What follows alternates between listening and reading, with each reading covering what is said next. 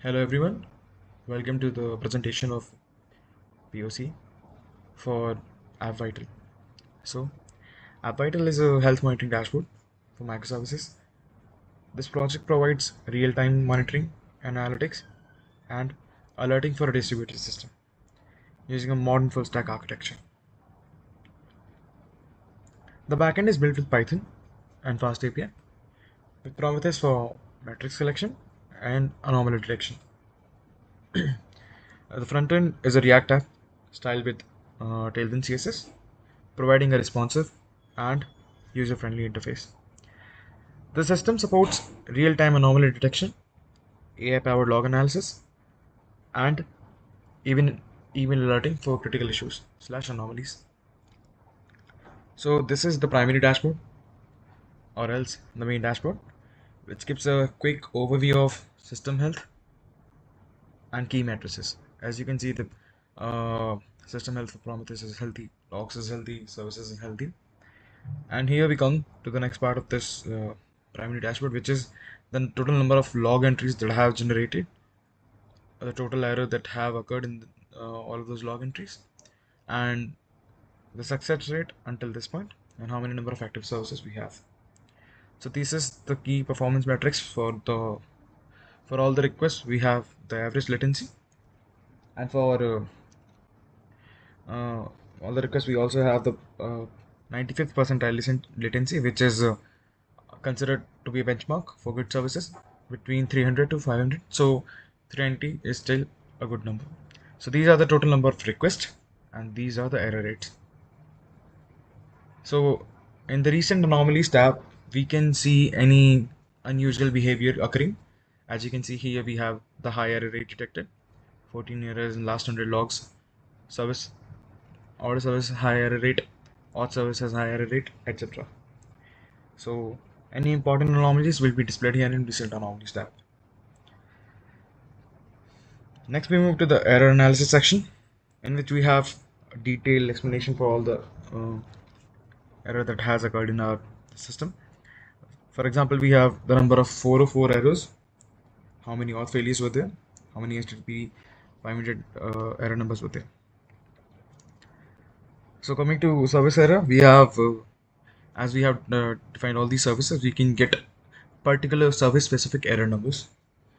And also in the header, we can also see the health, a quick summary of how things are, the healthy status of all these system status, the number of logs, the number of errors, and the anomalies that have occurred recently.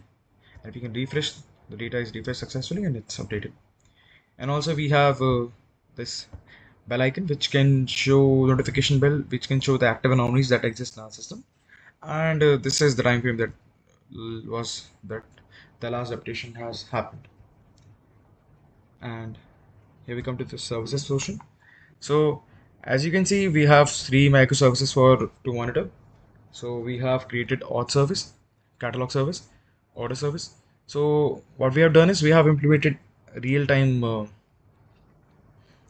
logging in registering. For example, we have tried to implement how in the real world logging goes by successfully creating a token when the login has occurred, and then in each service tag you can see the uptime, the average latency, the memory uses, the CPU uses, the error rate, the number of requests that went, and of how many requests there were errors, and according to that, the error rate. So each of these services has different metrics and they're only container specific. So we have containerized each service auth catalog order. Hence, the data we see for every service is particular to the own service. Moving ahead, we come to the log section. So for logging, we have logged all the recent logs that have occurred in our system in this recent logs tab, which in which we have provided a filter section in which you can try to get specific logs, such as I want to get error logs for all services, or either error logs for only auth services or only order service, and the time range also last 6 hours, last 15 minutes. And you can also export these logs in a form of a CSV file. and then you can have detailed explanation of these logs and such. You can clear all the filters, and we have created automatic. We have enabled the automatic log fetching. You can also shut it down, and the logs will not automatically get fetched. You will have these current logs, and when you start it up, then you will get the latest logs generated will be displayed here. Welcome to the metrics and analytics tab now. So in this tab, we can see the HTTP requests that have went, the error rate that is currently existing in our system, the average response time which is taken by all these HTTP requests, and the number of active services, the healthy targets that we are trying to monitor. And in this, you can also select time windows, and we can also select intervals, and then the value of the display of the graph will changes according to the time window or the interval you have chosen. As you can see, HTTP requests over time, we can see at every point of time how many requests were there, and in a detailed manner, and also for the response time.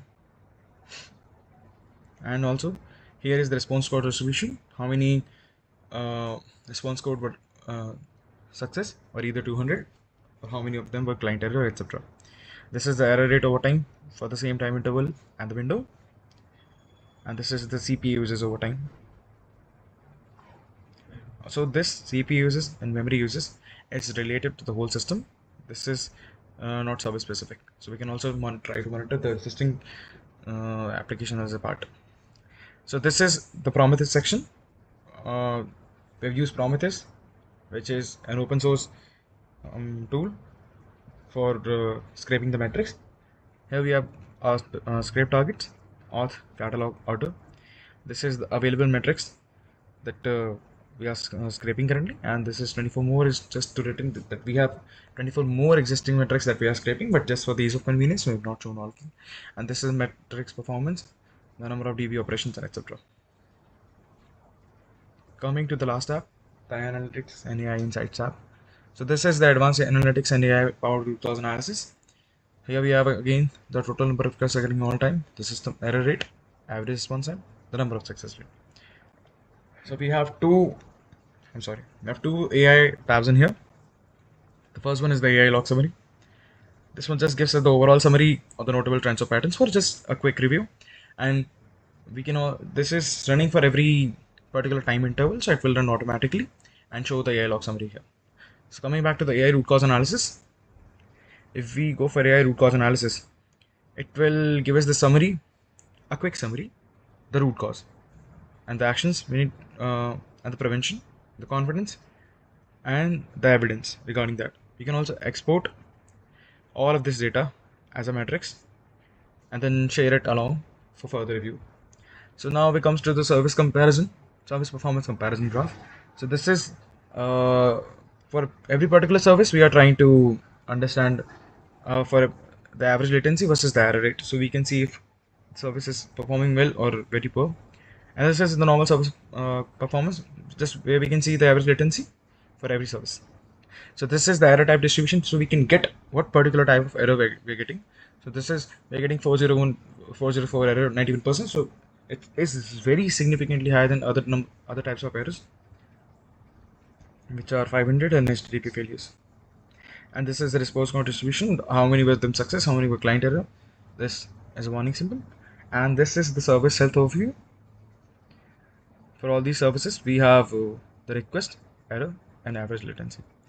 And this is the recent error summary tab, in which we can see the recent errors that has occurred in our system in a very quick manner. This is the error anomaly timeline.